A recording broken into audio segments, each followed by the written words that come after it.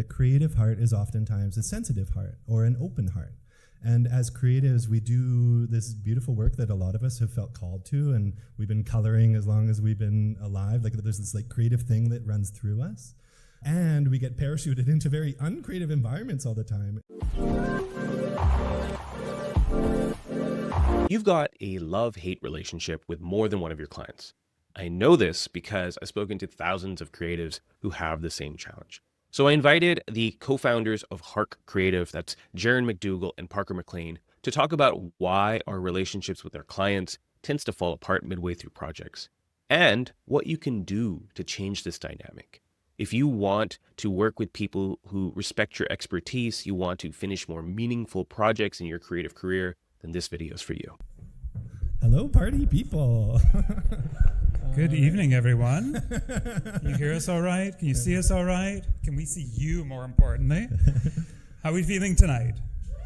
Full of pizza, little beer maybe? Thank you, Ami, for that really generous introduction. It's beautiful to be here in the space that you helped organize. And thank you as well, Creative Pulse volunteer team, for the work that you put into making all of this magic happen. Can we hear it for the Creative Pulse team? Yeah. Can we hear it for my handsome husband? We are partners in work and life and business and all the ways that you can be partnered. All the ways. And tonight's talk is called What's Alignment Got to Do With It? In my head, Tina Turner's like, what's alignment got to do with it? But that doesn't get carried through, so I had to sing that for you. And just to clear up, I'm Jarren, and this is Parker. Yeah, I'm Parker. I use he, they pronouns if you're writing poetry about me later. It's they.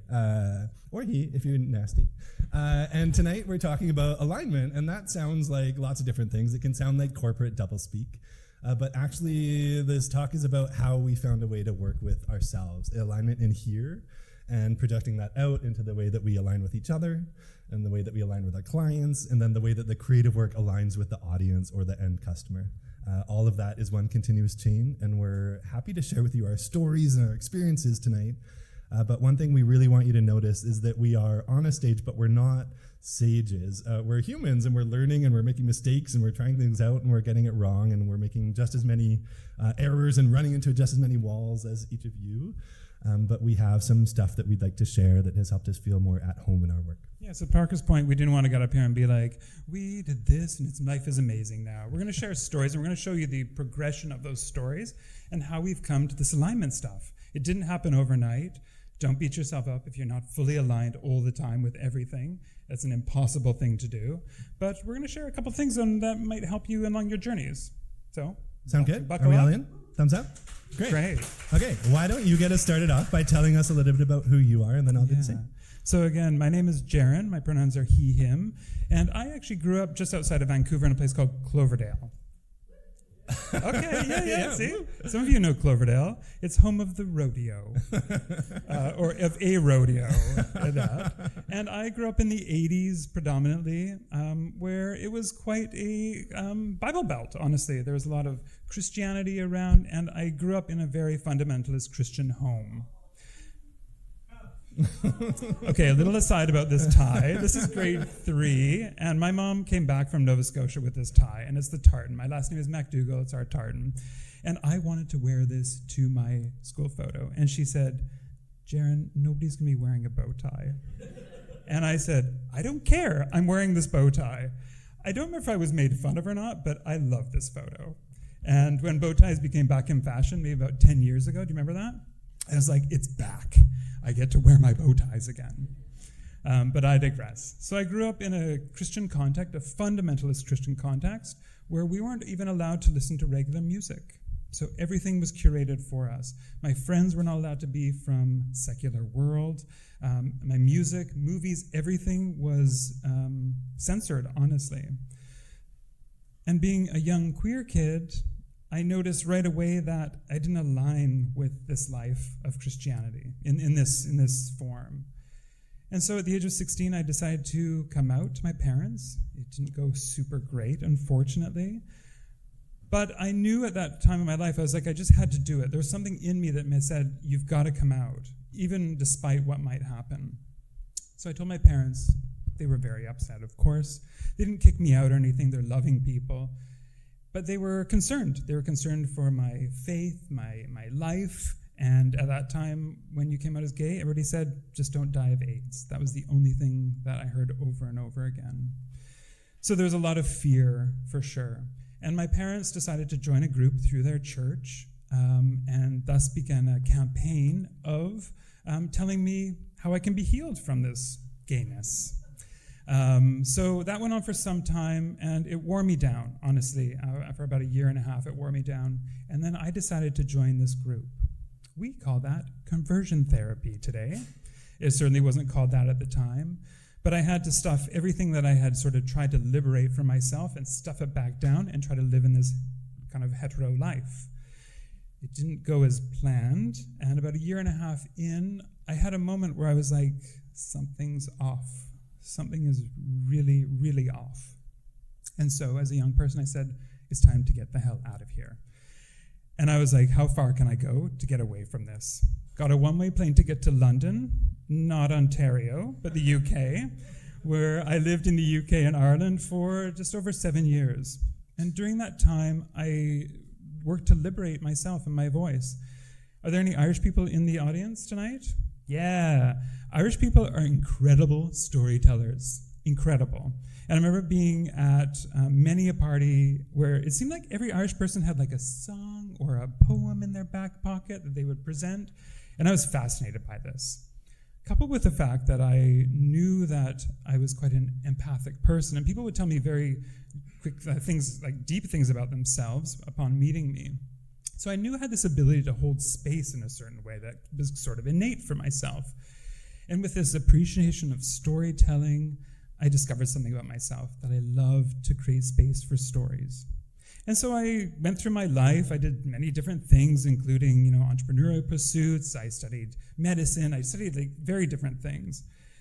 And then I decided to come back to Canada and be with my family for a while. And life went on. I was still doing my careers, this, that, and the other. And then I met this wonderful human beside me about 14 years ago.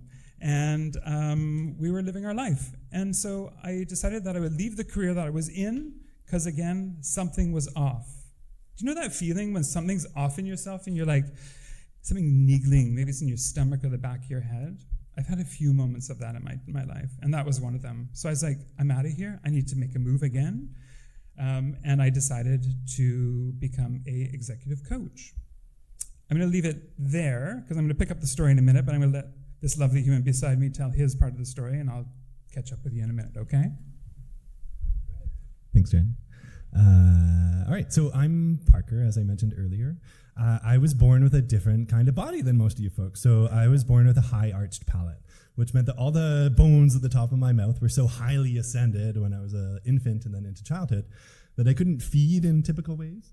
I don't have children, obviously that's not how you rock them, but in pantomime it is, so I didn't have children. And when I was speaking age, I couldn't access the top of my mouth to make most speech sounds that I make today. My mouth looked more like, that, than it does this sort of like normative looking thing that I've got in my head today. And the, like I said, the bones were so high, and I had all of these middle teeth. I had extra teeth in the middle. So the edges of my mouth were like going outward on their own, and I couldn't really access a lot of that. And so I was mocked mercilessly. I grew up in a sports-obsessed family, and so performative masculinity was definitely something that I understood as just the world. That was the water I swam in as a young person. And I really understood that if I didn't sound like everybody else and I didn't look like everybody else, I would not be visible, trusted, loved, accepted, encouraged, all of the things that I really hold myself today in love, and I've had to reparent. Back then, I wasn't in that same place. And so I really took it upon myself. I deputized myself as a little linguist to study the ways other boys on the playground used their voice boxes and used their mouths and used their tongues and used their cheeks. This all sounds way sexier than I mean it, but I was a child, you guys. I was studying the ways other people were speaking so I might be able to replicate them myself one day. The inside of my mouth was corrected with surgery, and I say corrected in a sort of air quote way. In some ways, I wish I could still access my authentic mouth and speak and sound the way that I was meant to. But doctors in the normative world intervened, and so I sound the way I do now. But that passion for voice and understanding the ways that other people communicate never really went away. And so I graduated from university. I went to school for geography and linguistics. I threw my arts degree to the wind into the recession. I became a barista, and I studied web design and development so that I could make some money building meaning for people that are trying to communicate something on their own.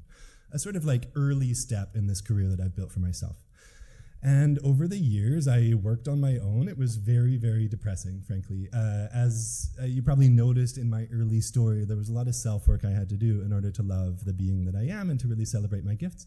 And in my 20s, I was very interested in finding people that would bully me in the right way. And so I joined agencies that had douchey bosses because it's like, this feels comfortable and very familiar.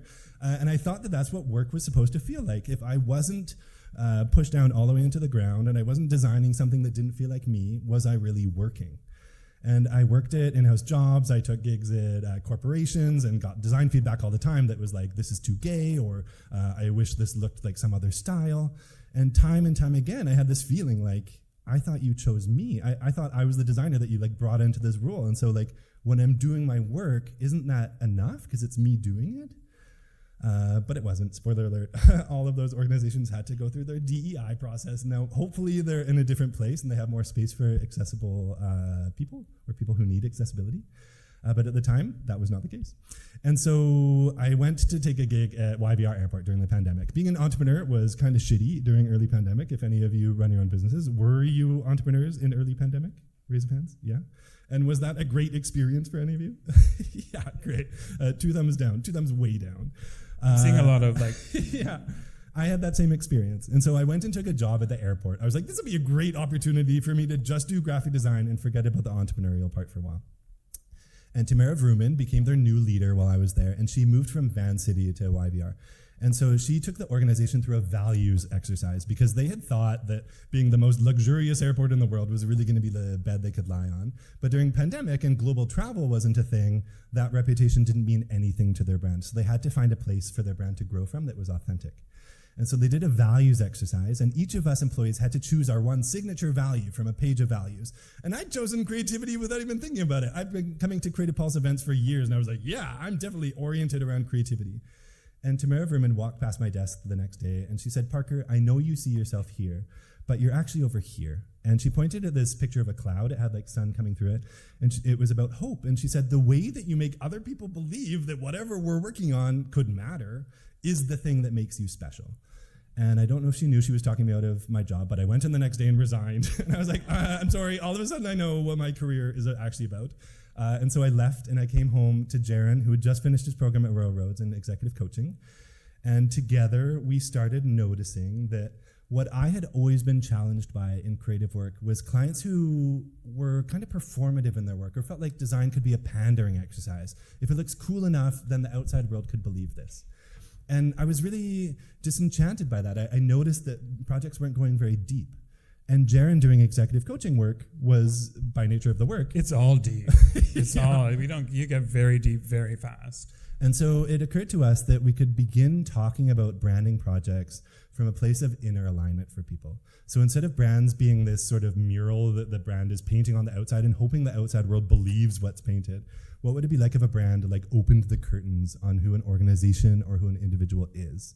And so we offer that executive coaching support and then creative design in what we call Harc.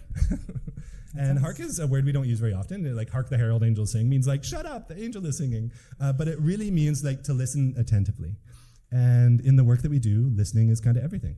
Yeah, I think for us, coming from a background where we didn't feel listened to ourselves, and then being in careers and jobs where maybe the clients weren't listening, we were like, there's an opportunity here to figure out how to make that a little bit easier for everybody around the table, not just a one-way street, but everybody.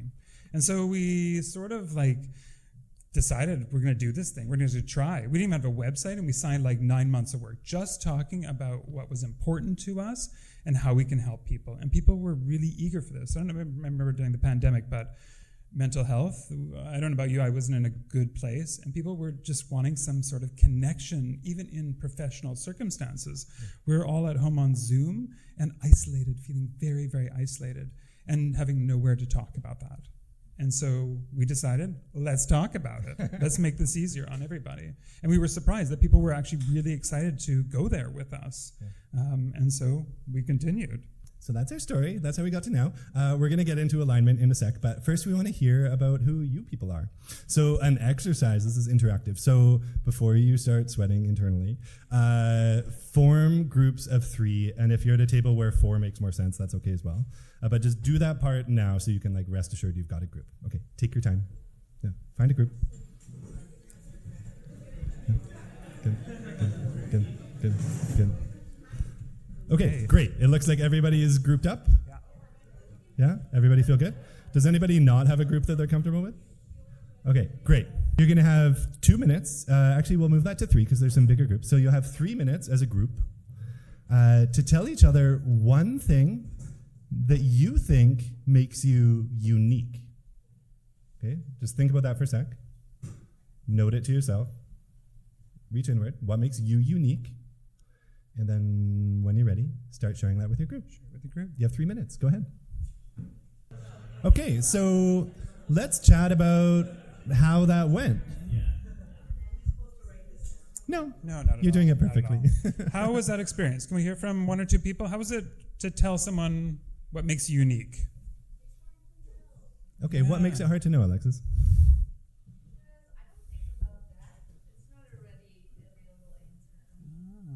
Okay. What do you feel when that?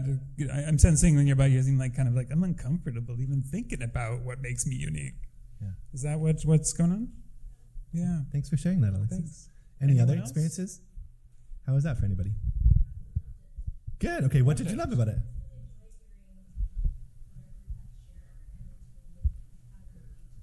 Beautiful. Wonderful. Okay, thanks for sharing that. Ah, I love that. So you found some affinity in that. Wonderful. Good. Okay. Good. Okay. So an opportunity to learn about one another, to sort of surprisingly discover some affinity, it sounds like. So lots of layers to explore. Any other experiences that want to be shared? Okay. Wow. So now round 2. So you're going to keep your same groups, and we're going to ask you to tell each other something you have in common. So you 2 are already well ahead. Way to go. You're on it. You've done good. But same groups, take another 3 minutes and explore what you have in common. Thank you. Beautiful. So I'd love to hear from 1 or 2 groups of how that went. How was it like to try to find something that you have in common? Much better. Tell me more. Yeah, Tell better me how. what, yeah. It's like you almost want to get aligned with the other person, so you're going to the exercise with that kind of intention, so it's better. I don't know. Great. Yeah. So it just felt more cohesive and aligned. Is that what I'm hearing from you? Yeah, much more positive, I would say. More positive. Great. Thank you. Did Anyone anybody else have that experience? Was this a like slightly more positive experience for you? Okay, some nodding heads. Yeah, great. Yeah, okay. How was it? Anybody else want to express? Yeah. Sorry, we'll come back. Yeah.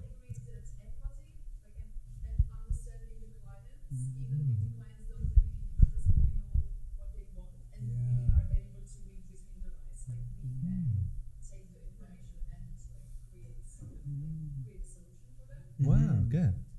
Great. That's an amazing thing to have in common. Yeah. Between us, like creative director, cinematographer, graphic designers, we all share the skill to be able to uncover the DNA. Yeah. Wow. Yeah. Good. And how wow. did that feel in your group when that happens, compared maybe to the first time when you're just saying something about yourself? What was the difference for you? How did you feel? Okay. Also, I must say, over the years, like attending the creative course, I think I was at your place, and I'm like, I'm happy to answer the question because now I know my skills and values. Yeah, wonderful. Good job, Thank Alexis. you. Appreciate it. You were going to share something up here. I'd love to hear what you wanted to express. When you're searching for commonality, because you're going to, slap everything that way and you're searching. And I think some of the very basic things is that we're creative. Yeah. It's like playing charades almost. Okay. Yeah. That's Yeah. great. Right. So it's like charades, which sounds like you were sort of participating in one another's shares. You were like helping one another know when they were on the right track, that there was something in common. And it sounds like there's a bit of negotiation, right? Like you're like, can I say this? Can I go on a limb and say that thing? Or do you feel the same way? Yeah. Yeah. Right. So this is what our talk is all about tonight. It's about noticing that in our work, in our creative lives, in the way that we hold ourselves with others at a networking event or in a project or with your colleagues at work, you have all of these opportunities to either engage one another or align with one another. And sometimes engagement's really important. You do want to hear like, what's your favorite food? And it doesn't need to be the same as mine. Or if you're talking about a brand project or something that does need to end up at one final deliverable that's cohesive, you might be a bit more leaning towards alignment rather than just plain engagement if what you're solving for is one thing at the end of the day. So that's what our talk is all about. It's about shifting from this notion of like engagement, which I'll just keep going with the favorite food example. If I asked Lindsay, what's your favorite food? And you said lasagna, well, like gluten-free lasagna, it would be over here. And Alexis might say sushi, which would be over here. And Anne might say spanakopita, also gluten-free. And those would be three different answers. And so if the thing was, what are we going to eat for dinner? This would leave us exactly nowhere, except it would definitely be gluten-free. Same scenario. If we ask those same three people, what I'm running out of examples, so I'm going to go with favorite food as well. Let's think of a favorite food to eat for dinner that's gluten-free, and then we were all sort of pointing in the same direction. The answers that were provided would end up overlapping because we know that we're arriving at one thing. It's no longer about favorite food, it's about like, how are we going to agree on this thing? And when we're doing creative work and we're working with clients who oftentimes come with their own understanding of where the power dynamic lies, we feel this internal pressure to do what the client says no matter what. And so if they're like, we need to engage this many people in order to do our research or in order to find casting or in order to find the right content ideas, you just go out and do it. But if you're not asking the right sorts of questions, you end up in this scenario, and then your job is kind of like to compromise or to choose which client to listen to, and that can leave you exactly nowhere. Or try to pull things together later in the project. Ami was talking about that. Maybe you're 6 months into a big project and things are going off the rails, and then you're scrambling, trying to bring alignment, trying to bring them back into something. And that just leaves everybody frustrated and upset. And it can affect the work as well, right? The creative can be affected by that as well. Yeah. And this all kind of sounds sort of thematic and theoretical. We're going to get into some real world stuff, and we'll tell you about how we learn these lessons in a sec. But before we do, we just want to express some humility. We're not perfect at this, and things that we've said in our careers are things like, when a client hires us, who do you want us to be as a creative? So if somebody hired us for a branding project, we'd be like, oh, like what styles do you like? Or how do you want us to engage with your team? The second question, like, how do you want us to work? For so many years in the ways that we were working before we focused on alignment, we'd kind of pass the client the pen to be like, oh, what kind of crazy bureaucracy do you want us to navigate through on this? Or you've got some egotistical board member, let's totally cater the project around that person, rather than bringing a process and a sort of tried and true understanding of how to cultivate alignment into the room and holding that firmly. We got really blown asunder. Another thing we always ended up saying when we weren't focused on alignment and we didn't have space to say, I don't know, was like, we should already know this part of the project, but we think it's too late to ask. So maybe we're in a board meeting doing some research work and this person has that opinion, this person has a totally different one. And we would leave that meeting like that was totally okay. And we would just internalize the tension between those two people. But we are not really therapists for our clients. We are creative people. We do branding work. Mm-hmm. And so we had to learn how to let go of that feeling that it was our problem for not understanding the client context and really lean into the idea that our confusion could be a material to work with. And how many times have you been in a kickoff meeting where it's going on and on and on and people are sharing and then you're like, did I actually get everything? I know we can now record meetings, but I've been in many where I'm like, I didn't catch that part. And I'm like, I don't want to look stupid in front of the client, so I may not go back to them and ask them to clarify. And then I'd be months into the project and they're like, well, we said that thing. And I was like, oh, yeah, that's the thing you said, right? Is this relatable with anybody else? Where you're like, I should already know this and I don't. Or I forgot. Or I have 10 projects on the go. Like I just forgot that little part. Is that a familiar feeling to people in the room? Do you know that feeling of like, I should already know Seeing some this? head shaking. Yeah. Great. These are some of the things we tried. Yes. We thought that making approvable work instead of good work would be a good strategy. So once we got the lay of the land, we really got into their like office gossip, and we're like, okay, if we make it like that, so and so will be happy. We really drove into making work that would people please the client dynamic, and wasn't necessarily the good creative. And good is kind of loose here. It doesn't mean like award-winning or whatever. It was like the creative that we knew that we wanted to make. But sometimes it get watered down, right? And I know we do that to a certain extent, that we've got to work with the client. But sometimes the integrity of the projects gets lost because we're people-pleasing the client. And sometimes it's hard to stand your ground, right? And be like, I really believe in this part, this project. Another thing we tried was standardizing procedures. SOPs. Anybody know about SOPs? Yeah. We went away for a week and worked on our SOPs. That's how much we put into this. Yeah, we hated that. And so SOPs did many wonderful things for it, but it did not help us in our client relationships because people are not standard. We're not all the same.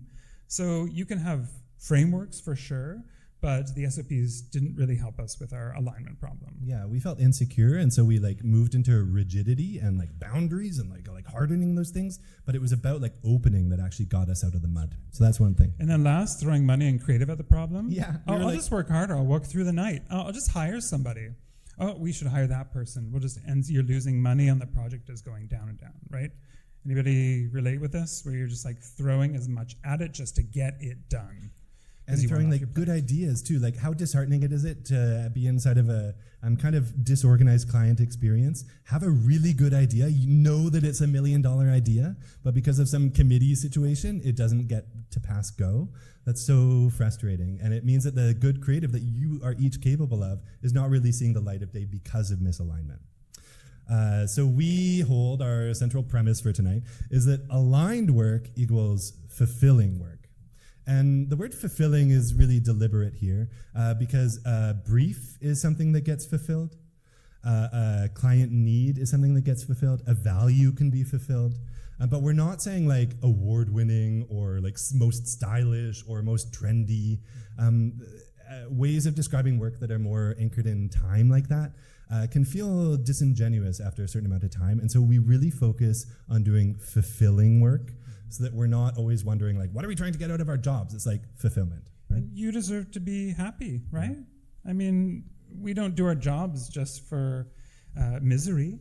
We want to actually enjoy the time. If you're a creative, a freelance creator, you want to be able to live your life as well.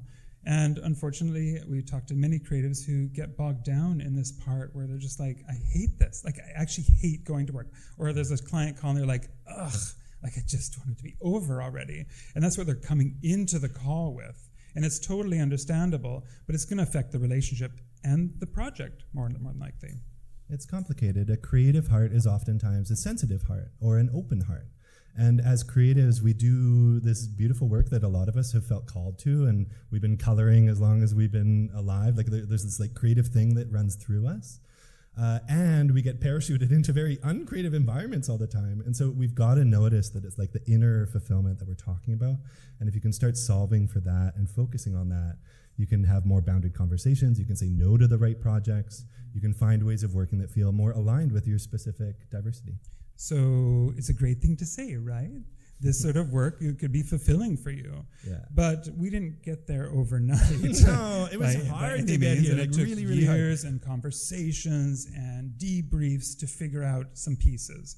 And so tonight we want to share a little bit of that journey with you so you can understand how we moved through that and where we arrived today. And again, we're not perfect today, okay?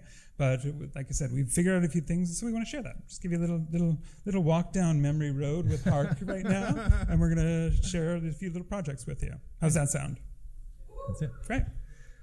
So right up the hill from here is this place called the Wavefront Center for Communication Accessibility. Does anybody know that place? Great. Yeah, one person. Thanks, Vince.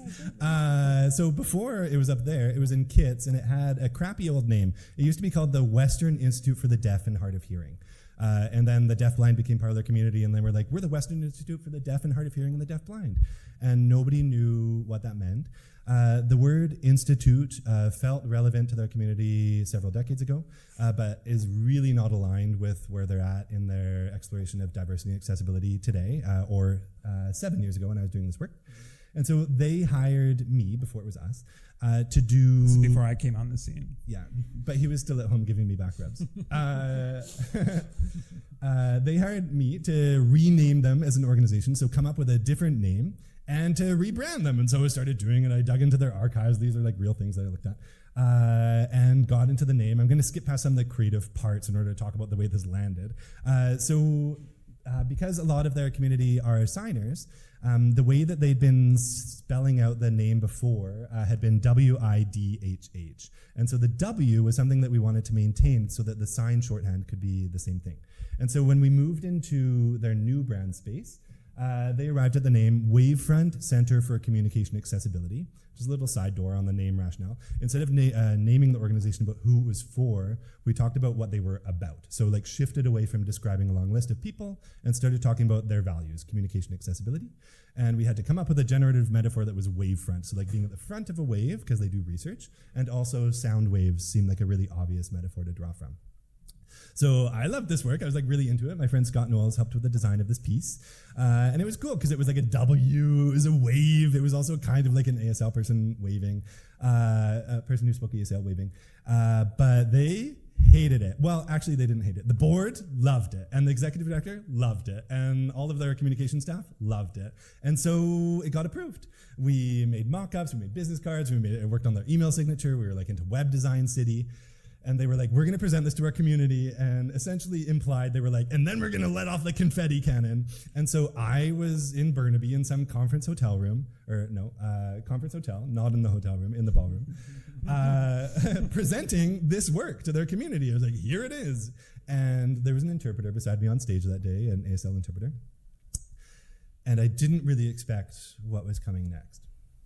This person stood up in the middle of the crowd, probably from me to you, and she, sobbing, communicated in sign through that interpreter, who then spoke to me and said, "This is so violent, I can't even look at it."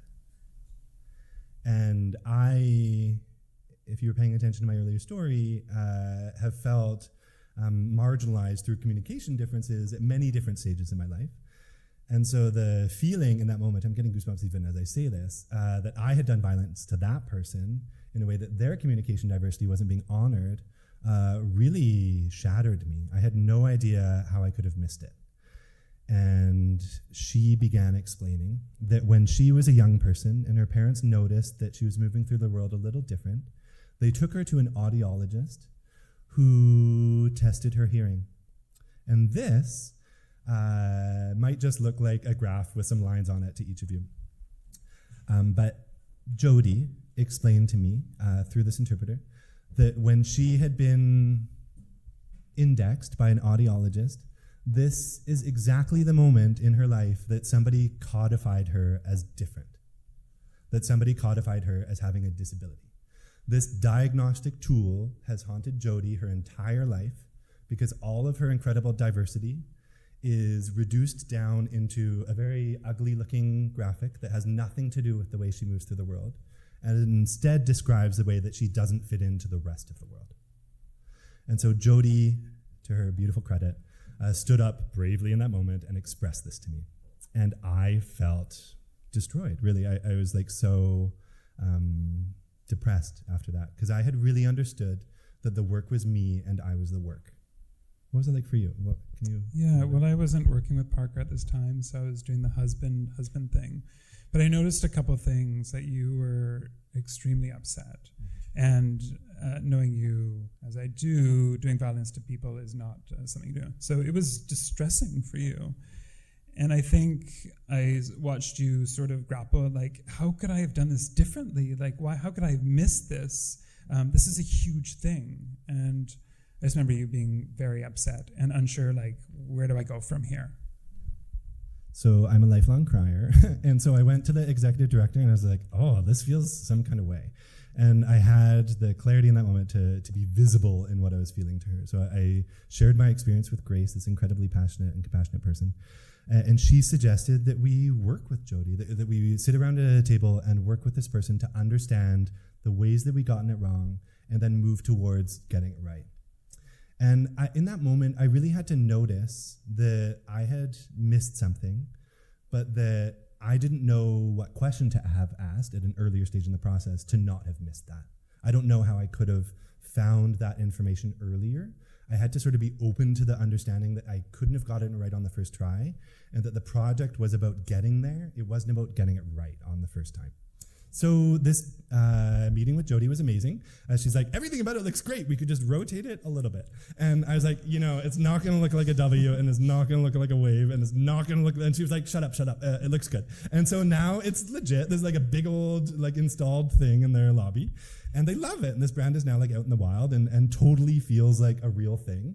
Nobody knows that originally it was upright, but this person had to express something really courageously that said, this isn't aligned with my reality. And Jody was speaking for a huge constituency within this organization's audience that I hadn't directly accessed before. And so aligning with that person meant that I had to be open to alignment at different stages in the work. There wasn't one and done phase one that's discovery and that was it. An open ear had to be maintained throughout in order to find alignment. So with that said, the takeaway is mistakes are going to happen. Who's made mistakes with their client relationships before? Yeah. It's going to happen. But progress takes vulnerability. It does. So you've got to sometimes say, hey, I don't know what I'm doing, or I'm not sure how to proceed. And we actually used to do this week, didn't we, with a client, a very well-known client. And we were just kind of confused. We were very confused about what they were saying in email, and we were feeling stalled in the creative. And so we actually called them up and said, we're a little unsure right now. And all the things we've been talking about being like, oh my God, they're going to think we're so unprofessional. We don't know what we're doing. None of that happened. She met us with tears saying, oh, thank God, we're feeling the same. Mm-hmm. Thanks for calling us. And so it brought us closer together right in that moment. And being close together is where we're going next. Obviously, Jarren and I worked together, and finding that way of working together took some work. While I'm here, it was easy. It was so easy, so simple. Working with your partner is so simple.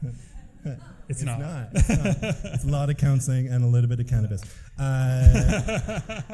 While I'm here, I just want to acknowledge, Lindsay, would you stand up? Stand up. This is Lindsay Elliott. She's the photographer that we work with on everything, and she took all of the photos of us that you see in the presentation today. Thank you, Lindsay. Yeah. And so we're in this process. Parker shared where he came from. I shared where I came from. But we came together, and we're like, so how are we going to make this easier for everybody, us, the clients as well? And as an executive coach, I worked with a lot of folks and organizations around values alignment.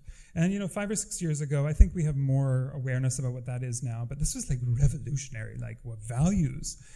And so we came together and we decided, let's figure out what our values are. That's the basis. That's where we should start from. Mm-hmm. And it was instrumental, honestly. It was. So much of that story I just told you about Wavefront was to do with me not noticing the difference between me and my work. I really felt that the work and me and the product were all one same thing. But as soon as we got into work together and did our values, would you touch my hand? It became about where our hands met. And so it was immediately clear that the work was no longer internal. It was this external thing that we were sharing. And so some of you work on teams and some of you work independently. And for those who are independent, I really encourage you to draw or write or whatever way you can express it that makes sense to you, where you are and where your work is, and really explore that boundary in whatever way makes sense, and really think about your values as a way to abstract the way that you're working out of your personhood into the work that you're doing, because that's what we found to be the most clear way of signaling what we care about, so that we can really make informed yeses and clear nos. That's right. And we didn't just do values, write some words on a page and then it goes into a Word doc and never be seen again, or maybe we check it out every year. We actually took it through everything. So what does this mean for our sales process? What does this mean for our one-on-one conversations? What does this mean for our creative? What does this mean when conflict arises? We really ran our values through everything. And it was amazing. We got to think about things before they were happening, before you're in that difficult situation with a client, when you're frustration, when energy is high, your emotions are high, you're stressed out. And we still do. We're like, okay, what do we lean on in this? And we'd be like, maybe that's, kindness. Maybe kindness is what we're going to lean on here. And it gives us an anchor somewhat to be able to move forward through whatever that is. Our values are not stretch goals. That's another important thing if you're wondering about how to do your own values work and how to really make these friends in the way that you work. Don't make your values things that you, on a bad day, would look in the mirror and be like, you piece of shit, you're not actually kind or whatever. Find a value that you can actually own and be like, I do recycle or whatever. I'm a terrible recycler, you guys. But own values that you can say to somebody even on your darkest day, because then your values can be the thing that you're actually relying on. It's not like when you're about to ride a roller coaster, it's you need to be this high to ride the roller coaster. It's you don't want values that you feel like you're always kind of half measuring up to, but I hope they don't notice that I'm not fully there. Find values and find ways to talk about them that feel like you, because they are you. There's a reason that our values are drawn like these little DNA strands, because Jarren and I are always recombining them and letting different ones come to the fore. That's an important part of being a human. And every year we revisit it. Yeah. Every single year we say, is this still relevant? Is this making sense? Or not? Or we scrap it, or we change the way we think about it. So when we went into work together, we had a website that honestly just had a picture of us, thanks Lance, and our values. We didn't even really know what we were going to do. We didn't know what our services were. We just knew what we cared about in the world. And that's how we got this gig. So we signed a church called St. Andrew's Wesley. You remember my story earlier about conversion therapy? When I left when I was 18, I didn't go back ever. And I was quite hurt by it. It did trauma. It wasn't a good experience. So when St. Andrew's Wesley came to us, and for those of you that don't know, it's downtown right on Burrard and Nelson Street. It's part of the West End. We live in the West End. We thought, this is an interesting project. I never thought of the church, but we thought, we'll take the call. We'll take the call. And right away we were on with them, and we decided to take a chance and to tell them exactly what we're about and how working with a church might be a challenge for us. It was so scary. I was so scared. And it was a big budget. And this is the hard thing, when there's a big budget and you're like, this would change my life for a few months. And this was one of those moments. But we had a chance to say, well, I've been through conversion therapy and I'm not sure about a Christian institution, and I don't know if I can get behind that. And they spoke directly to it. Again, one of those equalizer moments where they said, we understand, we're not that kind of church. We're trying to undo that work. Thank you for telling us, and you're the people for us. We were surprised, shocked, honestly. It was a powerful moment for us because we let our tricky parts, the shadows, be seen. And when we're selling, sales, it can feel kind of performative a lot of the time. Normative Daniel Pink sales looks one kind of way. And the rest of us are out here just like us full people with full experiences and trauma.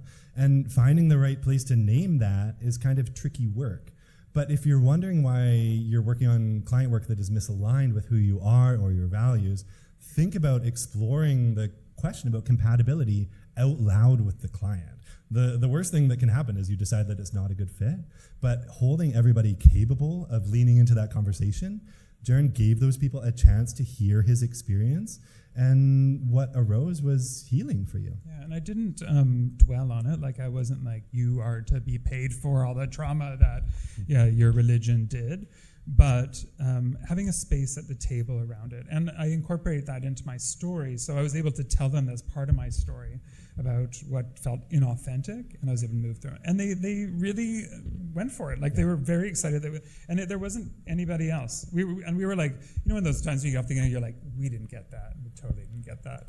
And then the day later, they called and they said, you got it. So it was a branding project. They were like, we don't know why anybody's coming to church on Sunday. We are not seeing anybody enter the doors. Nobody was coming to church on Sunday, and everybody was white and of a certain age. Yeah, it was so they knew they had a problem, and the West End, Vancouver, I'd say, is very diverse, and they were not experiencing that. No. So they were worried.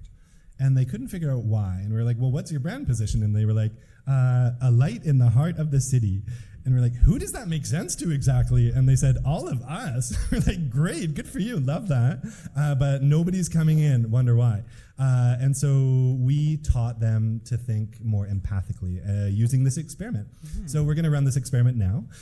So this is something that was designed by Elizabeth Newton at Stanford back in 1990. She was doing her PhD in psychology. Now she's got it. Go Liz.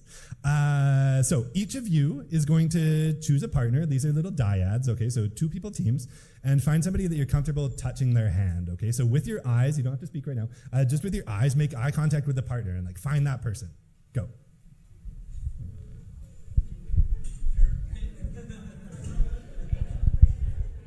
Okay, great. So once you've got your partner, this is good. I love this moment. As soon as you start holding hands, this feels like a seance, and that's what I'm here for. Okay, so now that you've got your partner, one of you is going to be the tapper. Just arbitrarily choose who's the tapper. Go ahead. And the other one is going to be the listener, okay? So when I say go, the tapper's job is to, with their hand, can I touch your hand? Tap a song that you think the other person can guess into their hand. Just like this. And then Jarren is going to try to guess it. He's the listener in this little dynamic. So I would like tap something that wasn't real. And then what song was that? he would try to guess it and we would laugh. So you folks are now going to try that out. So the tapper is going to think of a song, tap it into the listener's hand, and try to get them to guess it. Silently.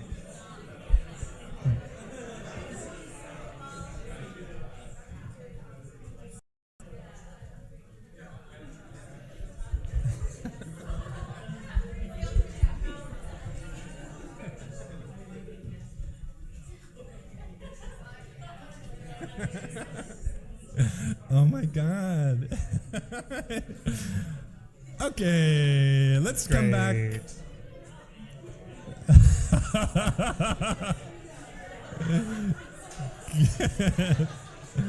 I love this moment.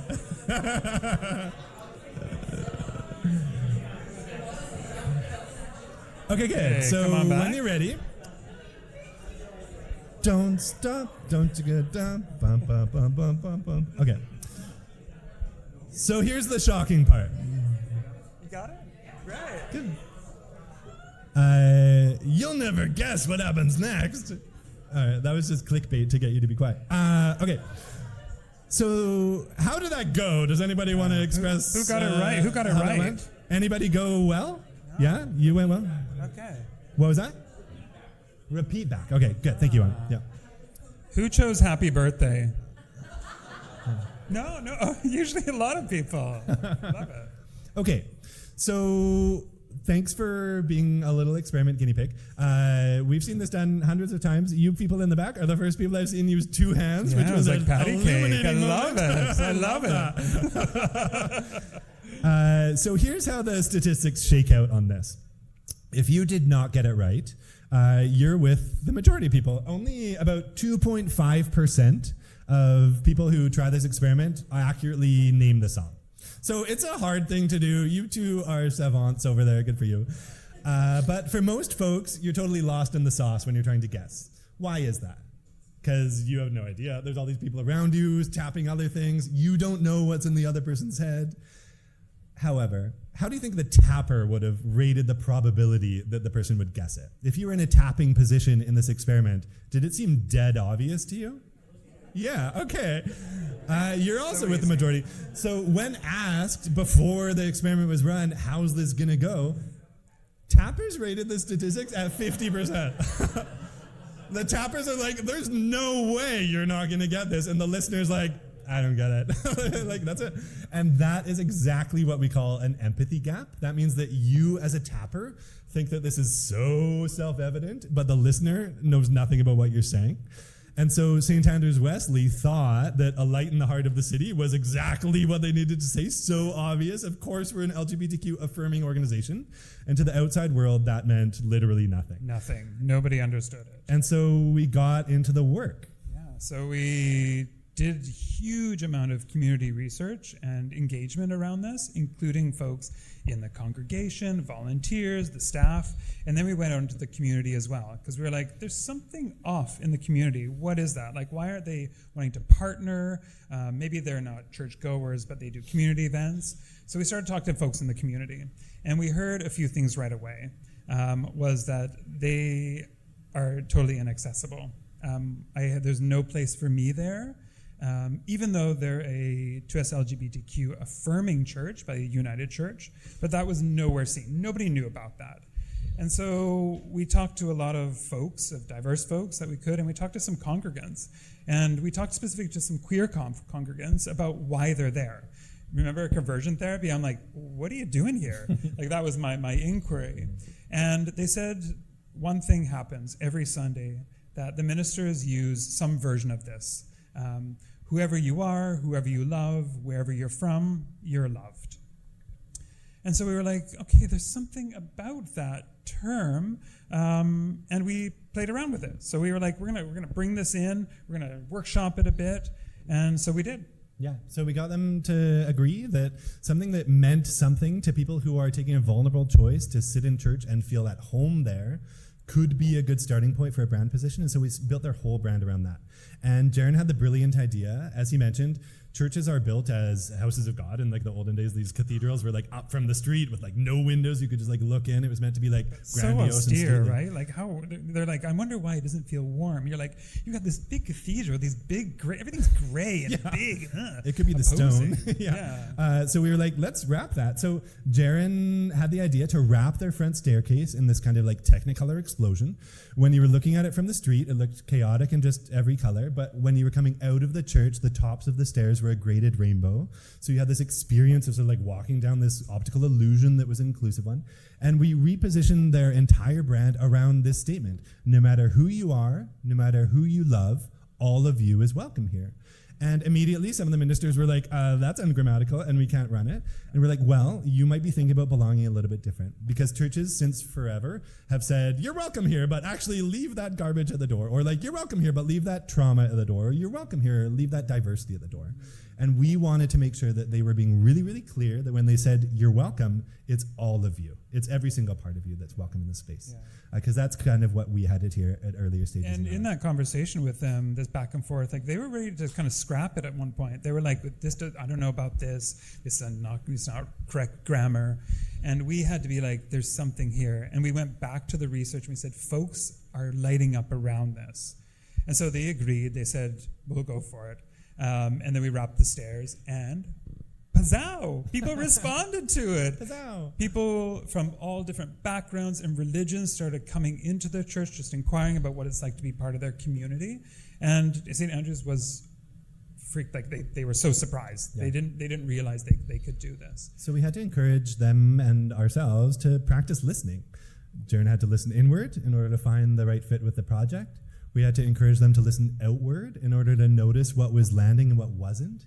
And then they had to listen to the feedback from the community about like, is this a good idea? And as soon as people started walking up those stairs every Sunday from different lived experiences, they were like, yes, this is the way to go. Yeah. So we knew we were onto something. We're like, okay, there's something here. You've heard the first story where we're like kind of Wild West. And here we're like, there's a bit more intention. We're bringing the client back around. And the client, as you know, wants to zing, and they want to go off here, and they want to go off there. And we had to keep coming back to the values that we agreed to at the beginning. And this is what kept the project on. And today, this client is a very good friend of ours. They still think we're amazing. We just did beautiful work with them. So this was where we realized there's something here. There's something in the way that we can work that can sustain us long term. And the third and final project we want to talk about with you today is Crisis Center BC. So these are the folks who answer those yellow phone booths on the bridges if somebody's having thoughts about ending their own life. Crisis Center BC is the people who answer those phones. So there's a hotline, it's 988. When we're talking about suicide, it's important to talk about supports. And so if you're feeling triggered after this, please know 988 is there for you. When we started working with the Crisis Center, they came to us saying, we need a new website because our website looks really kind of crappy, but we're very divided internally. The team who is on revenue generating parts of our business, so they offer trainings and fundraising bits, is one silo, and the people who operate the phone banks, the actual volunteers who are like picking up the phones and helping people in crisis, are a sort of different camp. And understandably, over the last few decades and with all sorts of different granting and funding bodies, they'd gotten further and further apart because their needs and their emotional needs were very, very different, or that's the way they understood them to be. And so they came to us saying, like, make us a website, but we kind of are a mess in here. We've got these two silos. And so what did we do? So we decided, okay, we can talk to the executive team, we can do our usual stuff, but we thought there's an opportunity here on this project. So we brought the teams together, both of those teams together in one room. I remember the director of communications being like, good luck, this is gonna be fun. But we said we can do it. We brought them in and we sort of cross-pollinated them. So we got them in groups of 2 to work on a specific project. And we saw very quickly, at the beginning, it was a little sheepish. You know, it wasn't so, because you could feel the tension in the room. And as they started working through this worksheet, they started to soften a bit. Yeah. And we saw people actually being like, yeah, I want that too. Oh my God, we want the same thing. Like there was these light bulbs going off in the room for them. Yeah, it was really surprising to us, to that director, and to the participants themselves. They had taken for granted, do you remember those 3 separate circles I showed you earlier? They'd taken for granted that their circles would just never overlap. They were like, we are 2 distinct circles. And yet they came to us with a creative brief, which was like, figure out how to make us a website that is obviously about finding one circle, but they hadn't really entertained the idea that they could merge their priorities. And so to Jarren's point, we cross-pollinated. We took one person from each silo and made them into little pairs. And we made them do a, like, what are your top 3 priorities for the website exercise, like together. And then they presented that back to the group and everybody like heard one another. And so by the end of that meeting, the silos had been dissolved in this one moment towards project clarity. And we'd held alignment as the goal. Like they knew that that was our goal going in. It wasn't smoke and mirrors. We were telling them, you folks need to be aligned in order for this thing to happen. And they got on board. Yeah, and so I wonder if this happens for you, is like you're brought onto a project and you see all these internal problems with your clients and you say, I'm not scoped in to deal with this. Mm-hmm. I don't have the bandwidth to be able to do that. And so in this instance, we thought, like, how can we do that? And we weren't scoped in to do this either, but we thought, how can we bring them together? And in this instance, it really worked out. And so much so that everybody left that meeting saying, that was the best meeting we've had in years. Oh my God. And to our surprise, we said, you just talked to each other. Yeah. Like we didn't even dance or anything. They were like, that was the best. Yeah. And so we realized that, like, in order for the projects to be cohesive, we had to do a little bit of an extra step that wasn't in scope, but it helped the project. And then the project sang from there. It was one of our simplest projects. There was nobody upset with each other. Some of the people that were divided left the company shortly thereafter, and they're in a very good place today with their website. Yeah, so what we had to do was like honor that there was tension in the organization. In order for us to arrive at the final product, we had to be able to hear each of those silos and really like tune into them. But in the end of the day, we're moving towards one product. So like honor tension, but move towards cohesion. And so the website now borrows this UX pattern from like alcohol websites. So if you go to johnnywalker.com, it's like, are you 19? Are you really 19? And if you say yes, then you get to see the content. And so now when you go to Crisis Center, it's like, are you in crisis? If you are, click one of these buttons. And if you're not, we also have this whole other organizational website and you can proceed to it by clicking this button. So a sort of UX wall in order to meet both sides where they were aiming for. But we never would have gotten there if we hadn't been able to listen to both. If we'd forced them to answer one Google survey or forced them to have one clear brief that had no tension in it, we would have missed the nuance of this project and left people in the dark. And by leaning in, we found alignment and grew from there. So sometimes tension can be a big helper for something emerging that you never thought possible. And in Crisis Center, that happened. Yeah. We didn't think that we would be able to get there, but funny enough, they were up for it. And we held that tension with love. We didn't say, like, we need to get rid of this tension. We said, this is a part of the project. This is the material that we're working with. And so it wasn't about us. It wasn't personalized. We weren't like, oh no, because we're working in this way, this feels tense. We held everybody on an equal footing and we sat in a circle with them and we said, let's figure this out together. And so, and there was a point, I just want to add to this point, because suicide has impacted both Parker and my life. Mm-hmm. And there was a point where you had just lost someone to suicide, and we were talking about stuff, and it felt like it was coming up for you. And I think you paused And they sort of looked at us, they're like, what's going on? And I shared how suicide had impacted our lives. And it was one of those equalizer moments. We had several in that meeting, but that was the final one. And they were like, we get it, we understand. Yeah. And they understood. They saw each other in that as well and how they cared for people. And it was incredible. It was so powerful. I know that it's fashionable in 2025 to talk about how us versus them thinking is kind of getting in the way, but I'm going to say it again. The way that a lot of our contemporaries talk about clients as though they're a certain kind of people paints us as creatives into another corner over here where we have to sort of act like creatives and missing the potential to connect as humans meant that we wouldn't have been able to express that. We wouldn't have been able to move through tension. And so by naming that we are whole people, the clients can see us that way, and then we can see them clearly too. Because our pleasure in work matters, and the satisfaction that we draw from our work is what we see as the value. We're not capitalists. We're not sitting in a hot tub on the weekends with like a Jeep or whatever. We're like renting and like running a business that feels good. Parker thinks rich is having a hot tub Yeah. or several hot tubs. My only financial goal is a hot tub. But I say all of that because like the way that we've decided to build our business is very specifically around values. And that might not be for everybody, but we had to solve for pleasure in our work. Adrián Marie Brown talks about pleasure activism, and she says, or they say, there is no way to repress pleasure and expect liberation, satisfaction, or joy.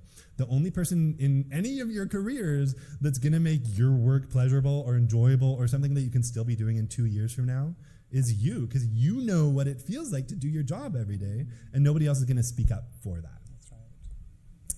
So our takeaways from this talk today, if you remember nothing else, please remember these things. The first one is that aligned work is fulfilling work. Remember that word, fulfilling. Mistakes happen. Progress takes vulnerability. It's okay to make mistakes, even in front of clients. It's what you do with those mistakes that make all the difference.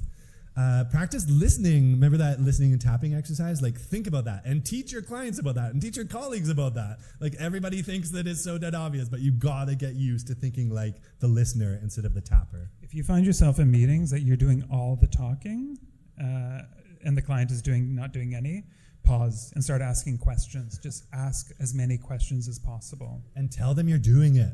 Like, nothing gets a huge talker to shut up more than being like, I'm just going to focus on listening for a little while, because then that person gets the cue. So like, don't be afraid to really be ham-fisted with that too. Exactly. And then honor tension, but build for cohesion. Tension is going to happen. It will happen always. But it's what we do with that tension. We can get sucked into the tension, or we can say, hey, I see that tension. What's that about? Mm-hmm. And we do that. We had to do that recently with a client who there was a board member who was being not so great. And the executive director was caught in the middle, and we had to get them on a call and say, what's going on over there? It's making our work very confusing. And they tried to lob it back to us. Well, you didn't do that, you didn't do that. And we're like, no, it sounds like you need to have a conversation and figure that out for yourself. And this isn't like you're saying like, you need to do that first. If you talk about the integrity of the project, most people will understand that. And they'll go away, they'll do the work they need to do, and then they come back. Yeah. If clients are triangulating you, so if one client says, I want it to be red, and another client says, I want it to be blue, we all know that the final result probably won't be purple. It's probably going to be some power dynamic between those two people, and then one of them decides. But you, as the creative, are never really going to be able to do that yourself. Honoring that tension exists and leaning into it, being like, hey, you two, let's talk about where this is going. And we know that we need to arrive at one answer, so let's spend as much time as we need to get there. Clients generally lean into that kind of thing. Right. And then the last one is solve for pleasure. Yeah. Like, make it feel good. Yeah. Make your jobs feel good. Don't do work that suffocates you. Like, find ways to center the goodness of creative. And because I love that over here, you were all like, we do work in this way that is like about discovering where the client is and like finding that synthesis together. Like, there's obviously this passion that each of you lit up around there. And like, that's the thing that each of you should be solving for. It's like, there's a passion and like, do that. And like, that's the thing that lights you up. And all of the stuff that doesn't light you up, like offshore it or change your jobs or stop taking projects that are so scoped up that you're doing things you don't actually believe in. Move your scope back down so that you can actually say yes and mean it. You deserve to be happy in everything that you do. Not just parts of your life, but all of your lives, including your careers. So we leave you with a reflection, which is what becomes possible when you feel aligned. Just think about that for a sec. Yeah, just take a moment. What would be possible in your life if you felt aligned?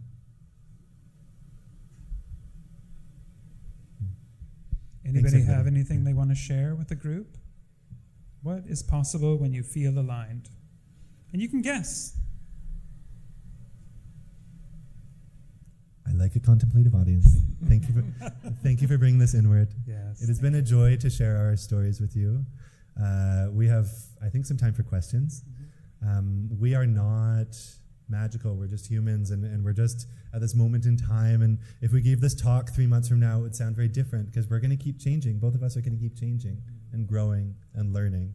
And we hope, with humility, that this has been some meaningful moment in your pathways. That this helps you go wherever you want to go next. Yeah. Thanks, everybody. So please get in touch with us if you want to chat about any of this.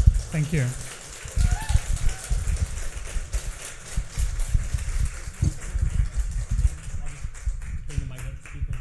We can just move this one back and forth. Yeah, that'd be great. Yeah.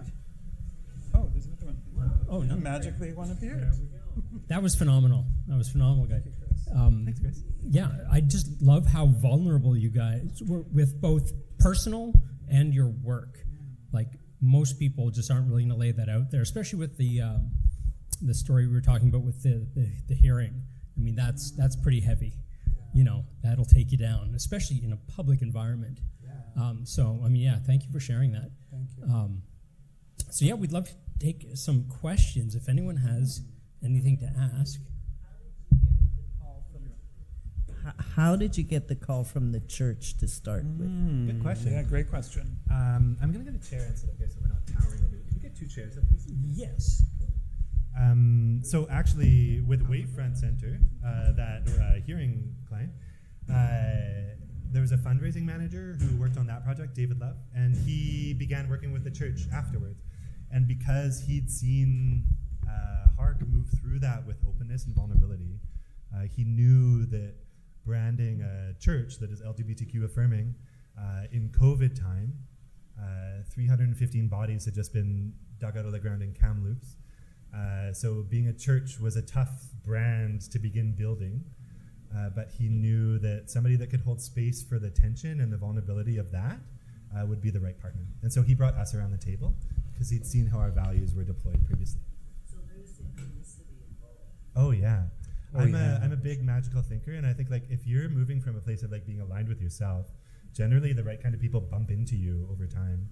And so I just keep going and just bumping into people. Just keep bumping into the right kind of people. I do want to say, when you're online, what I get is flow. Ah. Flow. Can you tell me more about that? Yeah. She said when she's aligned, she experiences flow. Can you Yeah. tell the room? As a creative, I'm a fine artist and also a graphic designer and a production designer. Great. But when things are aligned, things come. The universe gives it to you and it flows. That's how I define it. Yeah, beautiful. The Thank universe you. has give us you as a front row person. Yeah, thank you. What's your name? Thanks, Mary. Thanks, Marianne. Yeah, in the back. Just about the logistics of working with your partner. My partner is also very creative. We have a small apartment that we share space together. When I'm not on a project, she works from home. How do you separate the life from the work, especially if you're both so intertwined? We have Yeah. a safe word. We do. You can have it. It's spaghetti. I don't know how we came to that, but it took a while for us to figure that out because I think when we first were in business together, we said, okay, we've got this clear delineation between work and life, and so we leave our office, go home, and we were like, no talking about work, absolutely. But I don't know about you, but like I've been in jobs where like I just need to kind of go home and talk to my husband about how that felt, not like I need to do this or the other for that client file. So we loosened that up after a while because we could talk about how we feel about a project or what we're going through. You know, like maybe I'm worried about this client call tomorrow. I'm uncertain about this without getting into schedules and logistics. Yeah, we got a studio to work from, so we no longer work from home, which is very good. And safe word and counseling is another way, because it has really built our communicative capacity with one another and moving as like business boys, and I say that with big quotes because there's this like persona that I was socialized into. that I've had to dissolve as a human. That has made it hard to connect with my life partner around business. Like when we're talking about finance, I was taught to act with a certain bravado and a steel face. But with my partner, that feels so inauthentic and crappy. And so a lot of counseling in order to unmask with one another in business has been needed. But feeling good. Yeah, because we know each other so well. Like we can't put anything past each other. Like we know each other's crap, you know? So it makes it hard because sometimes you're like, I just want to go to work. I don't want to think about the fight with my partner. But when we have disagreements, it makes it challenging. Actually, here's a funny little story. We were getting on a call recently, actually with Alexis. Oh my God. And we were having a little tiff, I'd say. A big tip. Like It was our just like, dog yeah. had pooed under the bed that night. Under our bed. She's blind. So like I woke up in the morning and like was like, what smells? And like put my hand right in it. And so I was like in a stressful, crappy situation from the very beginning. And I didn't feel like Jarren understood. And so we're waiting. So we jump on the call, we're waiting. And we're having that fight. And so we're doing it. And then the other two people join us and we get through the meeting. And then they're like, then the AI goes, your meeting notes are here. And we're like, oh crap. Yeah, The entire thing was caught on AI notes. Like line by line verbatim of our argument. This AI companion was like, here's your notes. So we had to say to our partners, like, well, you witnessed a little bit of what we don't share with generally most people. But that raises an interesting point, which is actually like us being a couple is a huge advantage in our work. Because what we're trying to do all the time is to get clients to be as candid as possible. We don't want the performative answer about what does this organization care about. We want the real answer. Mm-hmm. And because we're husbands, clients kind of know that we already know everything about each other, so they can let their hair down too.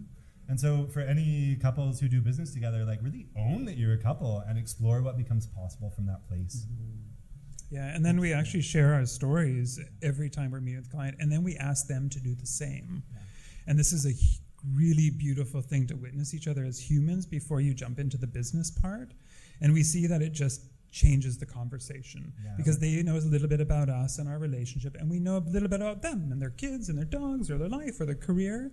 And so it really helps. It's like the walls just get brought down a little bit quicker, we find, with that. And a lot of misalignment comes from people trying to make things visible that are invisible. So whether it's power that person wants to protect or some legacy reason why the logo looks like shit or like whatever, there's all of this like underground stuff.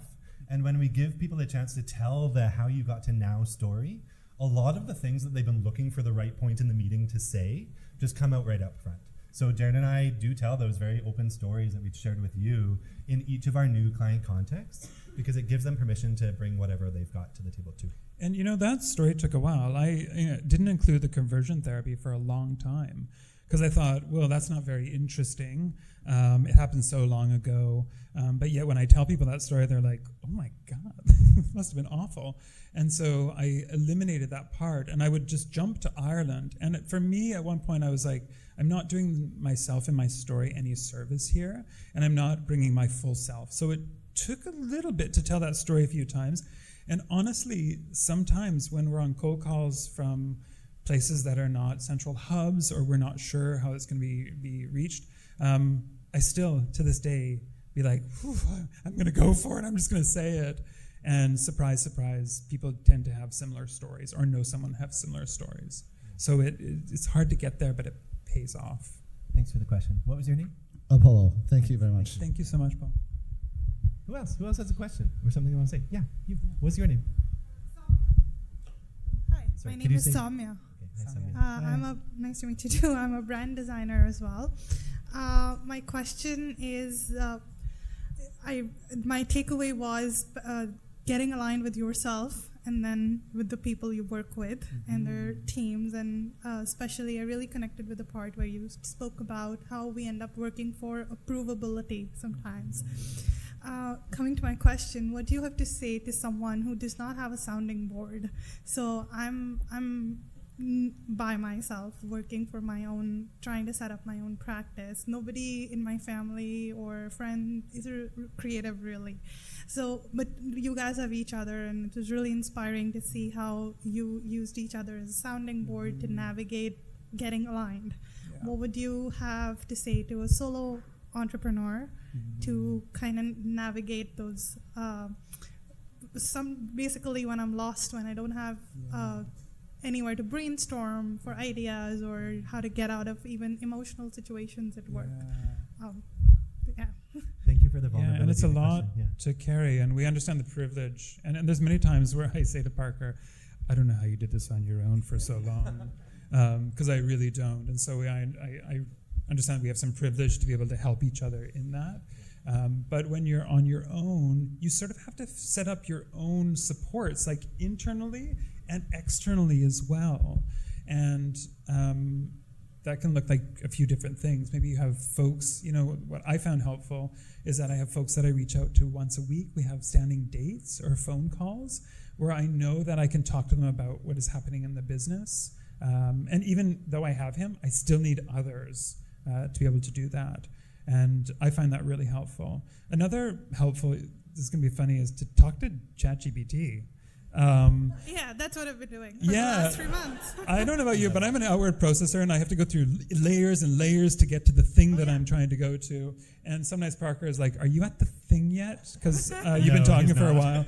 And so ChatGPT says, you just keep talking and talking and talking. Yeah, but it misses the relational element a little bit, I think, with ChatGPT. So finding community where you have touch points is essential. And also just like that story I shared with you earlier, I ended up in the executive director's office crying, right? I made myself open, and I identify that there's several layers of privilege that it made that accessible for me. But I wonder, in all of our work, when we're working with clients, they're right there as humans to relate to about the project. But because of the language of business, we oftentimes sort of paint this line between us and them, and it's like I'm over here suffering and they're having whatever water cooler talk. But you can tap into that too if you make some space for it, or if that's part of the project from the beginning. So what would it be like when you're scoping your projects that maybe there's like 3 or 4 heart-to-hearts sort of scheduled into the meeting or into the flow, so that you know that you can come back to the ground and relate about how this work is going at points throughout the project. And if you ask for that and sort of state that up front, it can be a value that you're leading with, that maybe openness or communication is important to you. And that can be part of how you're vetting your clients in the future. Thank you. That's a very valuable perspective. I appreciate the question. Thanks. Thank you. I love how you both make every question, it's more of a conversation. So it's, we're very interactive. it's not yours, you're not just going to get an answer, you're going to get a full conversation. So That's right. I appreciate that. who has another conversation in I them? think I saw Anthea's hand. Am I saying that right? Yeah. Okay. Yeah. Thanks for sharing. I just love the generosity of your approach. And I just wondered, have you ever come across a situation where the client setting is very officious, or maybe not, doesn't feel conducive to getting them to open up? Like, how do you approach that? Great question. I appreciate that. Yeah. It happens a lot. A lot of clients believe their own bullshit, so to speak. When we're doing brand, because we work in brand primarily, when we're doing project work, we also do workshops and one-on-one sort of coaching things, but generally our meat and potatoes is brand. The name of the game is connection. So we name that very early on. We're like, we believe in connective brands. That's what you read on our website, like H1 if you go there. It's like connection. And so that means that we've already vetted the clients. By the time they click the contact us button and by the time we're talking to them on Zoom, we're already pretty sure that they're into the way that we are touchy-feely. But at earlier stages, it felt like a little bit, I had to be like an underground touchy-feely guy. I was like doing officious business, and underground I really wanted to feel. And so I had to get clear that that was something I wasn't going to compromise anymore. And so the clients who are too officious for us no longer knock on our door, and that's so good. We did take on a few of those projects. We did. Because we get seduced by price tags or ego. Our egos, we do work with them, but they're still here. So if a client seems impressive and we're doing it for the exposure, usually there's something wrong. So as soon as we're telling ourselves we're doing it for a reason that isn't value, we know that we're going down a red flag path. But we have done that, and we've said yes to the dress. And then we've had to tear it up later. We do have to fire clients when values misalignment happens, because if a client organization has got sort of backroom politics or The conversation that we're having with them is only the performative conversation. And then afterwards, they're like, actually, we hate it. We know that we're not going to go anywhere. Because like we said, we're solving for pleasure. And if people aren't a joy to work with, they're not worth our time. Because we're husbands, and the work that we do has to feel good. We don't want to go home and just stare at each other's lines under our eyes and be like, well, that was terrible. This should bring life into our life.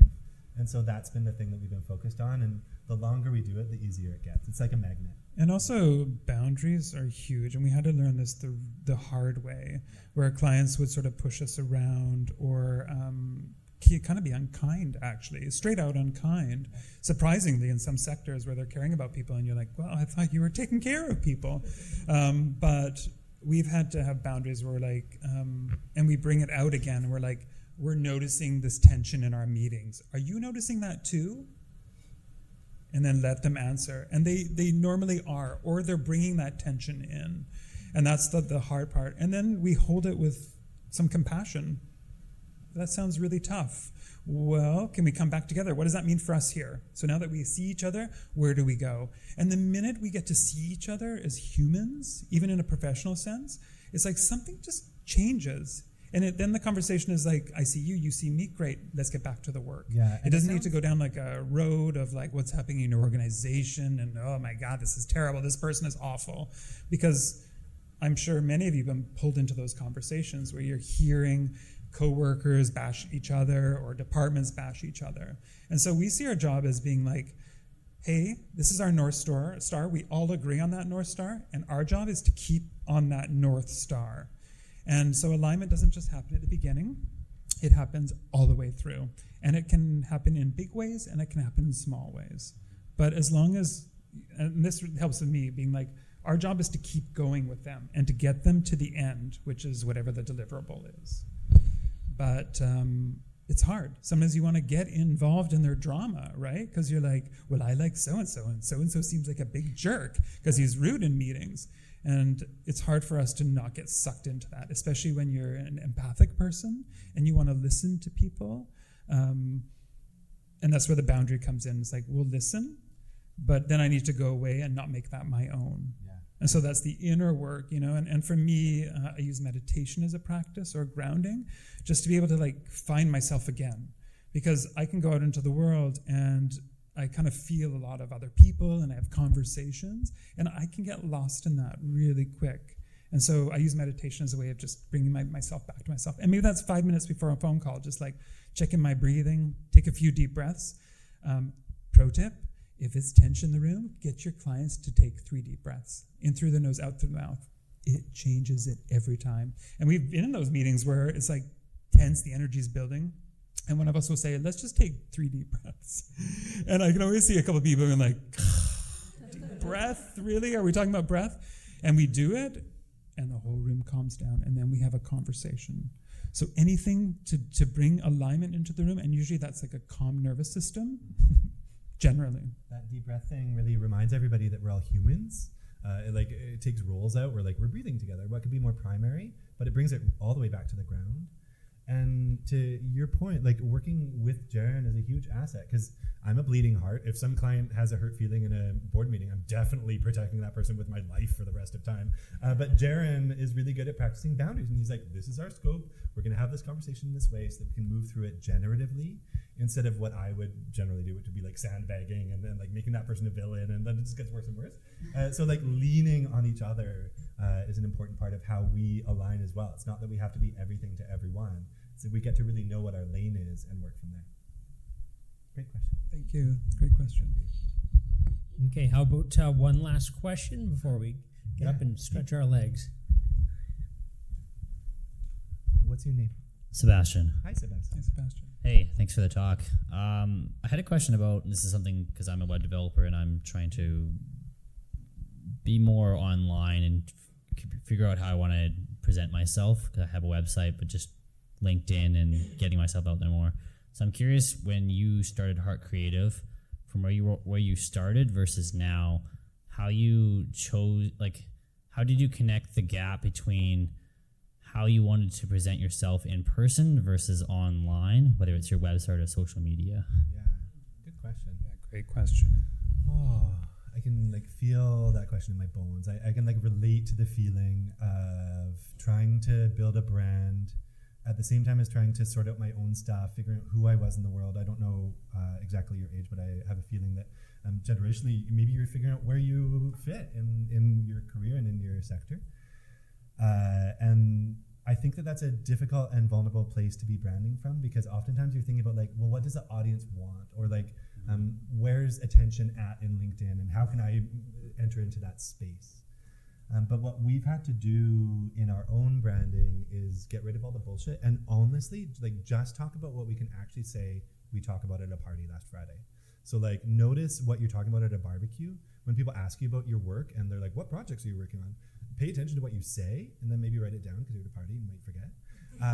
And then talk about that online the next week, so that when you're sitting at your social media, it doesn't feel this performance, like, I have these values, how am I going to talk about them? And more like, I have these values, how am I talking about them?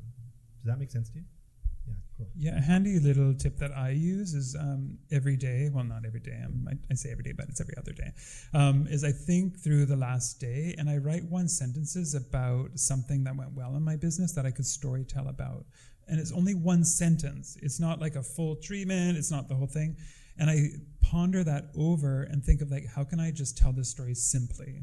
So it took us a while online to be able to reflect who we are in person. That took a long time for us, actually, because I don't know about you, but someone puts a camera in my face and suddenly I'm like, it's so cute when you know, I'm just like a little bit more stiff. Lindsay, our photographer, knows this. This is my impression of me when I take a photo. Like, yeah, like a Beastie Boy. So I know what it's like when a camera goes in your face and then you have to record to a camera. So a couple tips that we use that helps me is I make a little smiley face on a post-it and I put it under the camera. It sounds so silly. It works every time, because I can't talk to like a circle. I get lost, and then inevitably I look at the screen, which you can see me doing in the video. And when I put a little smiley face on a post-it, my eyes stay on that. So it's just a handy little tip if you're thinking about that. And then I can think of that as a person. Sometimes I give that smiley face a name just so that it has some life and it's a real person. Because it's easier. Like, we have so many clients that say, and entrepreneurs who come in, they're like, it's so easy. When I go and get my hair done, I'm able to just like talk my services. And they always say, I've got the person for you. Like, I get business without even trying. Yet when I'm on a sales call or I have to do a video, I'm not getting anything. And so how do you make yourself accessible in those spaces? It's practice, but smiley post-it face is like a really good place to start for sure. And it means that you're oriented towards like the audience liking what you're saying. If you're writing for the ether and you're like, oh my God, how's the whole internet going to respond to this? That's a big ask, and that you're putting yourself on a really high hook. But if I was on stage at the Commodore right now playing a rock concert, let's pretend, the people who are at the stage front would be A, the most into me, and B, the people I could see the most. And so think about who's in your front row. Like, when you're talking about your work, who are the people who are like, that's amazing, Sebastian? And like, write for them. So like, if you're going to name that smiley face, give it the name of the people who are into what you're saying, because you're not writing for the people who aren't into your business or are never going to be your customer or have this opinion that doesn't align with yours. You're online because you're looking for the people who are buying what you're selling, like literally. Mm-hmm. And so like, focus on your front row and don't worry about the people who are less into what you're saying. And if you feel a bit of virtue signaling or feeling like it's hard to talk about what you care about without feeling a bit performative about it, notice that if you talk about that hesitation, a story can emerge. So if you care about environmentalism, let's say, you might write something like, I'm the most environmental business ever, hire me, and that would feel one kind of way. Or if you were like, I'm trying to make my business more environmental and I'm always frustrated that I can't find the host that I'm looking for, or whatever, et cetera, et cetera. So you can explore the value without saying, I own this thing 100%, look at me. And then it gives you something to talk about that is in the messy middle. And that's what your audience wants to relate to. Yeah, and to that point, we talked about values. And when we work with folks, especially entrepreneurs, we actually take their values and make them actionable. So like, things you can talk about, say if trust is a value, you can talk about 5 or 6 different things. And that comes from a real place. So it makes it easier to talk about something as opposed to, I should be talking about this thing because people are talking about that. you kind of gotta forget what is out there, and this is really hard in a social media age. And we talk about inspiration over comparison, and there's a very slippery slope, isn't there? I don't know about you, but I could be scrolling. I'm like, I'm feeling good, and then someone posts something. I'm like, I'm not that. I'm not that person. Yeah. And I know suddenly there's like a tipping point that I've gone over, and so I got to kind of stop and come back.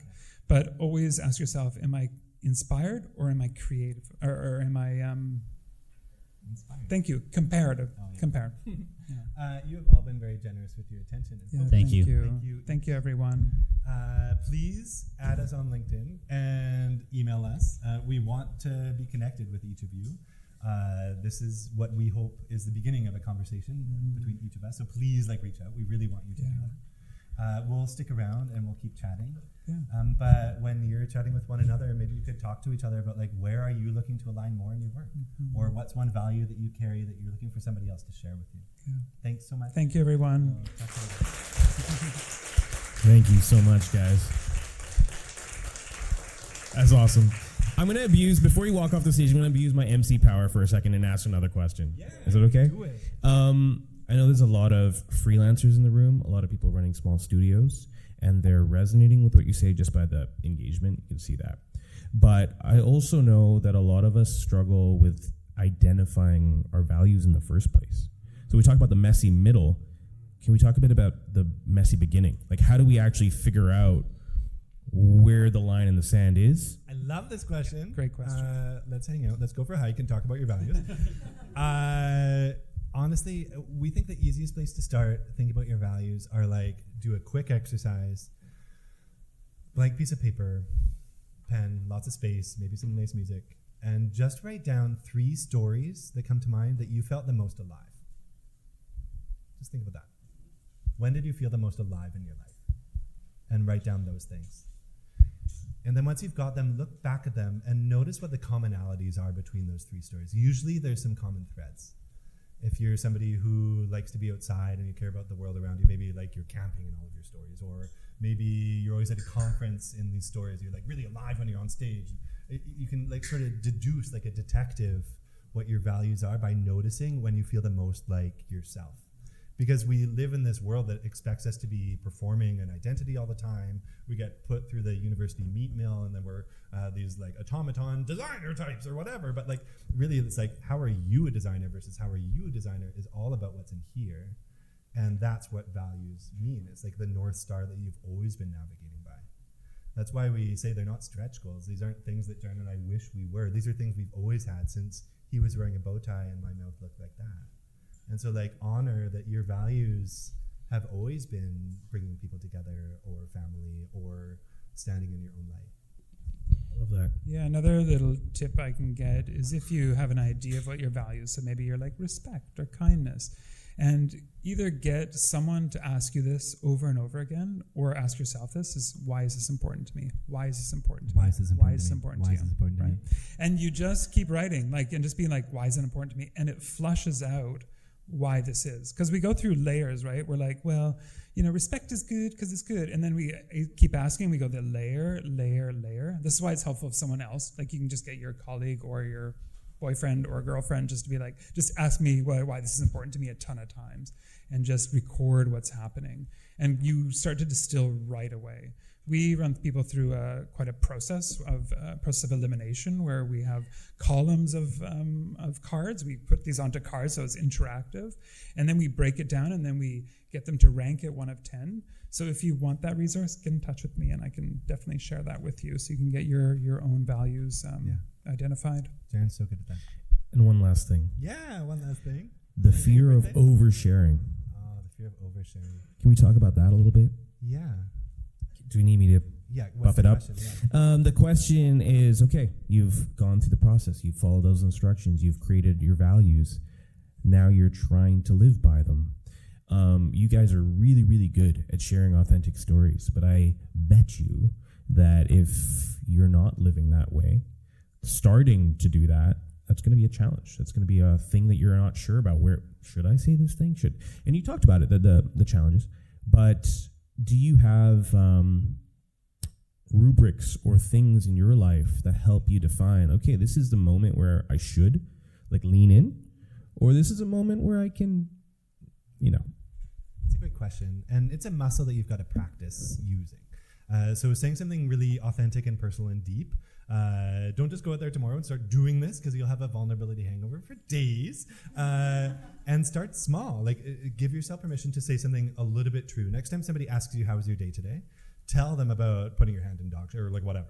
And notice that you didn't die afterwards. And then do it again. And really, like, relationally, you can ask for safety in a conversation as well. So like, if I was like, hey, Marianne, so good to meet you.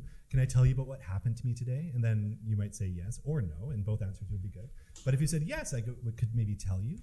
And then afterwards, as a human, you're allowed to ask how that was for Marianne. You can be like, was that too much? Did that scare you? Or like, you can sort of surface the insecurity or vulnerability that you're feeling and hold that in equal view. Because performing confidence or projecting a certain kind of like having it together gets you nowhere. It doesn't connect you with anybody because you're all the way back here behind that mask. But if you use your voice and you use curiosity and you use compassion, like, hey, Marianne, this feels scary for me to share with you, but I need to tell you about my dog. Then you'd know what the stakes were and you'd make an informed decision. What if they say no? Then you can say, and I give you this as a gift, when somebody says no, you say, thank you for taking care of yourself. And then it sounds really nice and everybody's happy. That's right. What was that? Kind of a slap in the face of, you know, when they say, Yeah, but it's always about them. Well, Whenever people say no, it's like because they are in a different place than you. And being in the same one isn't the name of the game. Diversity means honoring that I'm a different kind of guy than Jarren, and I can't always just like take for granted that he's ready for my stuff, and vice versa. Yeah, and I was someone shared with me years ago, and it was an executive coaching sort of realm, and to the point you'd say something, and someone's like, no, like I'm not telling you that, like I'm not there. And someone said to me, and I've used this in many sectors, not just in the coaching sector, is like, your job is to knock on the door. That's your only job, is to knock on the door. It's up to them whether they want to open it a crack, whether they want to open it wide for you, but your job is to knock on the door. Yeah. And so being vulnerable with them, and they may not reciprocate, but you've done a service to yourself by being true to who you are. Yeah. Does that make sense? Life is a potluck like that. You've got to like bring your own magic and bring your own vulnerability and like bring your own stories. And telling a personal story, almost inevitably, you have to be the one that goes first. But as soon as you say a real thing, I'd say 95% of the time, the other person leans in and says something real in return. But if we're just performing masks, it doesn't really go anywhere. And I always say, like, start off small, right? It's a big thing to suddenly go on to LinkedIn and do a big post, or in a sales call where the stakes are kind of higher. I always say, like, identify that value, then tell your partner why that's important to you, and then maybe tell a friend. And each time you just build the confidence to be able to like say those words a little bit more, because we're not encouraged to talk about ourselves in our culture. Talk about our needs or our wants or what we desire is very taboo, unfortunately, in North America. So we have to like give ourselves little things where we can be like, okay, I'm going to tell 2 people this week that are close to me and ask them how that resonates with them. But start off small. You don't have to like dive in with both feet right away. And another vulnerability hack, I know we're late on time, is to ask better questions. That can be a beautiful way of starting to practice sharing more vulnerably. Is instead of asking, how are you today, ask, how was your sleep last night? Or like, what new thing did you see on the weekend? Or what was the last meal that you ate that was too spicy? Or like, whatever. Just like ask interesting questions that drive into story, because then that person can tell you something and you can sit over here chalking yourself up the whole time they're answering, like, okay, I'm going to say something vulnerable in return. And then by the time they finished, you're ready to do it. Thanks for the question, Ami. I love it. One more round of applause. Thank you.